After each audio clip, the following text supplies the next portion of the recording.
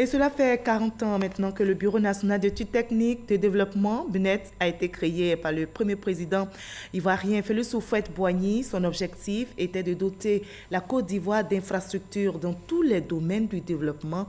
Le premier ministre Amadou Gon Coulibaly, qui était également au BNET, a pris part aux festivités marquant ce quarantenaire.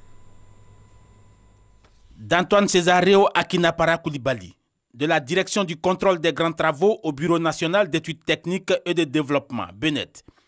Une aventure de 40 années, bâtie à travers des ponts, des barrages, des hôpitaux, des lieux de culte aux dimensions imposantes, où prouesses techniques et humaines s'illustrent. En témoigne, pour ne citer que cela, le pont d'Alépé, la route à Boisseau-Noé, les tours administratives du plateau, le projet Soja, les grandes écoles de Yamoussoukro, la basilique Notre-Dame de la Paix de Yamoussoukro, la mosquée de la rivière à Golfe, le CHU de Yopougon, le lycée professionnel de San Pedro, la centrale thermique d'Azito, les travaux de réhabilitation de l'aéroport Félix Houphouët-Boigny d'Abidjan. Des réalisations qui ont marqué l'histoire de la Côte d'Ivoire moderne, modèle de réussite et locomotive de la sous-région. Des réalisations qui s'exportent et façonnent également les terres africaines.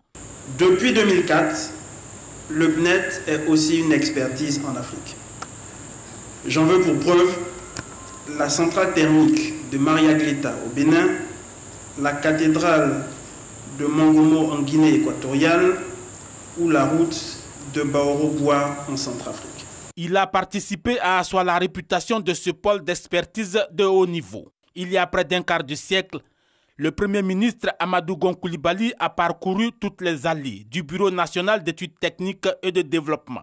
À travers ce vernissage, cette exposition photo, il a pu revivre ce passé glorieux, des moments d'émotion. C'est avec beaucoup de joie que je me retrouve au BNET. Je voudrais adresser tout d'abord mes félicitations au directeur général qui tient bien donc la maison et qui continue de faire en sorte que des objectifs importants qui ont été assignés au BNET lors de sa création en tant que direction et contrôle des grands travaux soient tenus. Que l'on s'assure à la réalisation du respect des 10 coûts, que l'on travaille également au respect donc, des délais et que la qualité donc, du produit donc, soit la meilleure possible. Et c'est ce à quoi le BNET est toujours engagé. Des reconnaissances qui appellent à ouvrir des perspectives encore plus belles sur les chantiers conçus pour poursuivre le rayonnement économique et infrastructurel de la Côte d'Ivoire.